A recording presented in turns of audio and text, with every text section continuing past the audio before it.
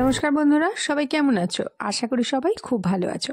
বড়দের জানাই আমার সশ্রদ্ধ প্রণাম, ছোটদের জন্য রইল অনেকটা আদর ভালোবাসার আশীর্বাদ।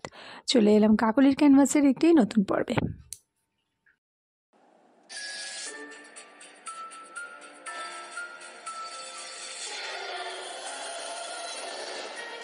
এমন একটা সময় ছিল যে সময় এত ঘরে ঘরে মোবাইল ফোনও চলতো না, এত ঘরে ঘরে ল্যাপটপ, টিভি এসব কিচ্ছু আসেনি।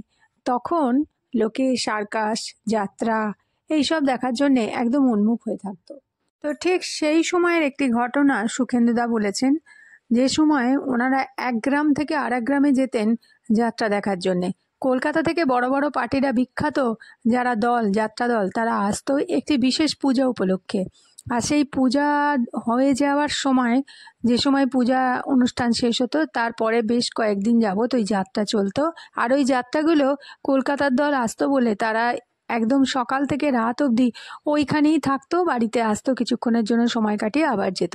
তো সেবার যেবারে সুখেন্দুদার এরম ভয়ঙ্কর অভিজ্ঞতা হয়েছিল, সেই অভিজ্ঞতার কথা তিনি আমাদের সঙ্গে শেয়ার করেছেন। আমি আজ সেটাই তোমাদের সাথে শেয়ার করছি। গ্রামে 2-3 জন বন্ধু মিলে সুখেন্দুদারা যেত গ্রামের ওইখানে যাত্রা দেখতে। একটা সময় হয়েছিল যে সময় সুখেন্দুদা কলকাতায় কাজ করতো এবং ঠিক ওই সময়টাতেই দেশে চলে যেত। কিন্তু তার বন্ধুরাও যেখানেই কাজ করুক না কেন, ওই একটা টাইমে ওরা সব এক জায়গায় জড়ো হতো। তো সেই রকমই একবার ওরকম যাত্রার দল এসেছিলো এবং প্রথম আর দ্বিতীয় দিনের যাত্রাটা সুখেন্দুদার দেখা হয়নি ওর বন্ধুদের সঙ্গে। আর লাস্টের যাত্রাটা তাই তিনি একদমই মিস করতে চাইছিলেন না। তিনি বন্ধুদের সঙ্গে ঠিক করেছিলেন যে বাড়ি থেকে সাইকেলে করে সেইখানে গিয়ে যাত্রা দেখে আবার ফিরে আসবেন। তো সেই মতো তারা দুপুর করে বেরিয়ে গেছিল, কারণ ওই জায়গাটা ছিল অনেকটা দূরে। আর যেখানে যাত্রা বসতো সেই জায়গাটা অনেক বড় খোলা মাঠ ছিল। 3-4টে গ্রামের লোক ওইখানেই যাত্রা দেখতে আসে। মিনিমাম ওখানে আসতে প্রায় 2 থেকে 2.5 ঘন্টা লাগতো সাইকেলে করে, এতটাই দূর ছিল। ওই জন্যে ওরা তাড়াতাড়ি 2-2:30টে নাগাদ ওরা বেরিয়ে গেছিলো, কারণ ওই যাত্রার জায়গাতে মাঠের মধ্যে সব আশেপাশের যারা গ্রামবাসী ছিল তারা ইট পেতে, মাদুর পেতে আসতো, যাতে পরে ওই জায়গাটায় গিয়ে ওরা বসতে পারে। মানে সুখেন্দুদাদের কোনো রকম লোক ছিল না ওইখানে গিয়ে ইট পাতার, তাই তারা একটু দুপুর করে বেরিয়ে গিয়েছিল। বলছে যে আমরা 3 বন্ধু মিলে সাইকেলে করে ওইখানে পৌঁছতে তাও বিকেল 5:30, 5:45 বেজে গেছিলো। গিয়ে দেখলো যে মাঠের অর্ধেক প্রায় লোকে ভর্তি হয়ে গেছে, আর বাকি জায়গাগুলোতে সব মাদুর পাতা, ইট পাতা এইরকম সব রাখা। তারই মধ্যে একটু ফাঁক ফোকর দেখে সুখেন্দুদারা বসে পড়েছিল। ঠিক 7:30, 8টা নাগাদ যাত্রা শুরু হয়েছিল। তো যাত্রা দেখে ওরা যখন রাত্রির তখন 12টা বেজে গেছে, যাত্রা শেষ হয়েছে। তো আশেপাশে গ্রামের লোকেরা যে যার চলে গেছে, কিন্তু সুখেন্দুদারা যে রাস্তাটা দিয়ে আসতো সেই রাস্তাটা ছিল ভয়ঙ্কর একটি রাস্তা। কারণ দুপাশে হচ্ছে ঘন জঙ্গল, জঙ্গলের মাঝখান দিয়ে রাস্তা, আর তার বেশ কিছুটা দূরে একটা শ্মশানও পড়তো। তো সেই জন্যে সুখেন্দুদারা ঠিক করেছিল যে যাত্রা শেষ হবে তখন তারা একটু আগে বেরোবে এবং বেরিয়ে তারা বাড়ির দিকে রওনা দেবে। আর সেই সময়তে অন্ধকার বলতে একদম ঘুরঘুরটি অন্ধকার, রাস্তায় কোনো আলোর ব্যবস্থাই ছিল না, একমাত্র ওই সাইকেলের আলোতে যা দেখা যেত। ওরা মোটামুটি ওই শেষ হবার 5 মিনিট আগে সাইকেল নিয়ে বেরিয়ে পড়েছিল। এবার 3 জনেই গল্প করতে করতে আসছিল, আর ওদের সাইকেলের আলোতেই রাস্তাটা আলো হয়েছিল। তো এরকম করে যখন সাইকেলে আসছে, আস্তে আস্তে সুখেন্দুদা বলছে অনেকটা রাস্তা চলে এসছে। মানে বলতে গেলে যাত্রার জায়গা থেকে আর বাড়ির জায়গা থেকে আসলে মাঝামাঝি যে পোর্শনটা হয়, 50% রাস্তা চলে এসেছে, 50% রাস্তা বাকি আছে। তো সেই মুহূর্তে হয়েছিল কি, ওদের যে সুখেন্দুদার যে 2 বন্ধু, সেই 2 বন্ধু ঠিক করেছিল, ওরা প্রথমে সুখেন্দুকে কিছু বলেনি, ওরা ঠিক করেছিল ওখান থেকে ওদের এক আত্মীয় আছে, সেই আত্মীয়ের বাড়িতে গিয়ে রাত কাটাবে। বলেছিল যে চল, এখানে পিসি নতুন ঘর করেছে, তো ওই বনের মধ্যে পাশ দিয়ে গিয়ে একটা রাস্তা আছে, সেই রাস্তা দিয়ে গিয়ে ভেতরের দিকে নাকি কিছু বসতি আছে, সেইখানেই নতুন বসতি হয়েছে, আগে ছিল না। বন্ধুর পিসি ওখানে থাকে, তো পিসির কাছে গিয়ে ওরা রাত্রিটা কাটিয়ে সকালে যাবে। তো সুখেন্দুকেও এই একই কথা বলে, চল না আজকে রাত্রির ওখানে কাটিয়ে আসি।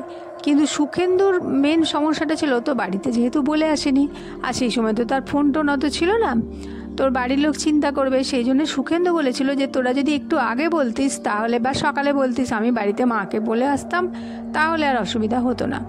কিন্তু ওরা সেটা বলতে পারেনি, না ভুলে গেছিল, নাকি ওকে সারপ্রাইজ দেবে বলেছিল, কিছু একটা কারণে, মোট কথা ওরা ভুলেও যেতে পারে। সুখেন্দু দা বলছে যে ওরা হয়তো ভুলেই গেছিলো, বা বলবো বলবো করে হয়তো বলাই হয়নি। তো মাঝ রাস্তা থেকে ওরা বাঁ দিকের একটা গলিতে ঢুকে গেল, আর সুখেন্দু তাকে বারবার বললো, দেখ রাত্রিরে যাচ্ছিস, তুই তো আমাদের সাথেই আছিস, সেরম হলে আমরা নয় গিয়ে জেঠিমাকে বলে দেবো। কিন্তু সুখেন্দুদা কিছুতেই ওদের সাথে যেতে চাইলো না। তো সেই হিসাবে ওরা গলির মধ্যে ঢুকে ওরা সেই রাস্তা দিয়ে ঢুকে গেল। তো সুখেন্দুদা একলাই সাইকেল নিয়ে যাচ্ছে এবং খুব জোরে জোরে চালাচ্ছে, কারণ যেহেতু দুই বন্ধু ঢুকে পড়েছে বাড়িতে। তো এইবারে বলছে যে বেশ কিছুটা যাওয়ার পর দেখলো একজন মহিলা মাথায় ঘোমটা দিয়ে আস্তে আস্তে যাচ্ছে সামনে সামনে।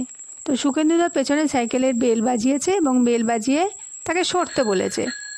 এবার যেহেতু সেটা বড় মেন রোড ছিল না, একদম মানে সরু রোড, ধরতে গেলে একটা মানুষই যেতে পারে।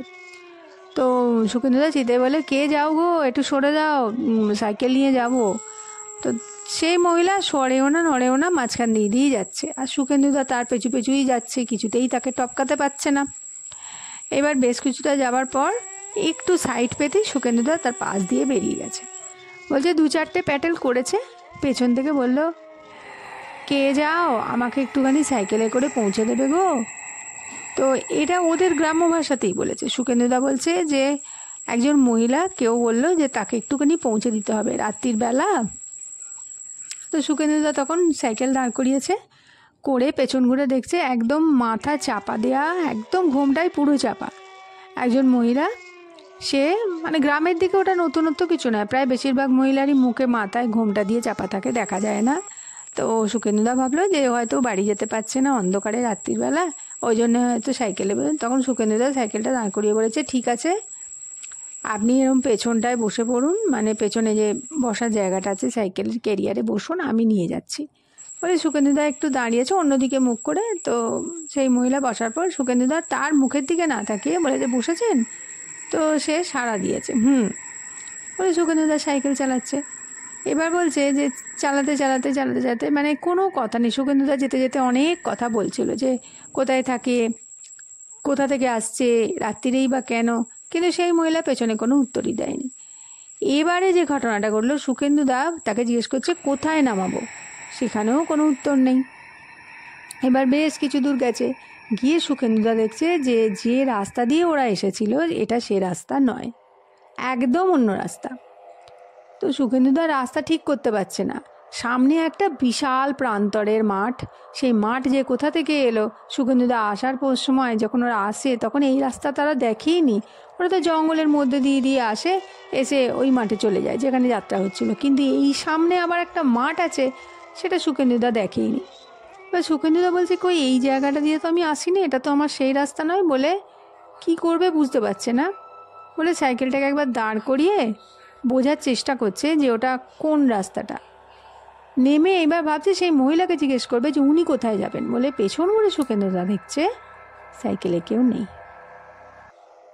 এবার তো সুখেন্দুদা ভয় পেয়ে গেছে যে আরে বাবা এই কী হলো, তাহলে কি পড়ে গেল নাকি রাস্তাতে, এরম ভাবছে যে মাঝ রাস্তায় কি পড়ে গেল।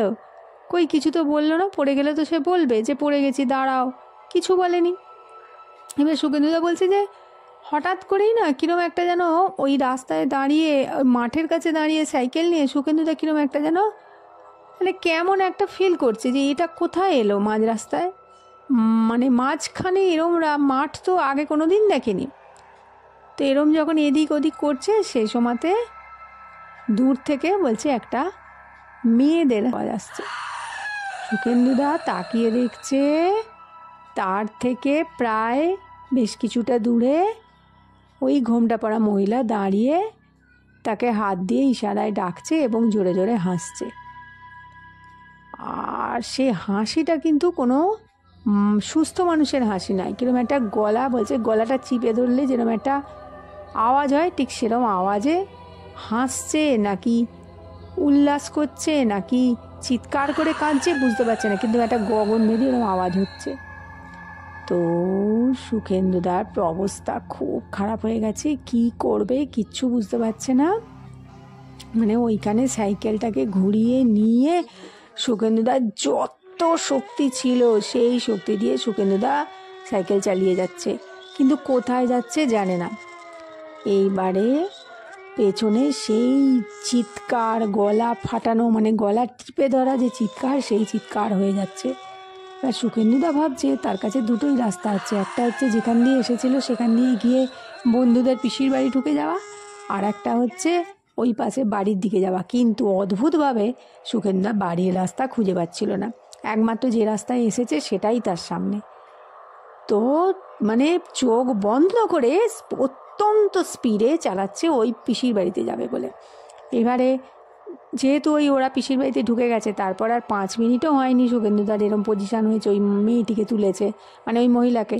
তো স্পিডে চালিয়ে মানে এত বলছে ঝড়ের গতিতে চালিয়ে সেই যে গলিটা, সেই গলির কাছে এসে গলির মধ্যে ঢুকে পড়েছে, এবং ঢুকে পড়ে প্রচণ্ড স্পিডে চালিয়ে দেখছে ওই যে বন্ধু ওদেরকে করে ওর সাথেই এসেছিল, সেই দুজন বন্ধু সাইকেল নিয়ে আবার এদিকেই আসছে।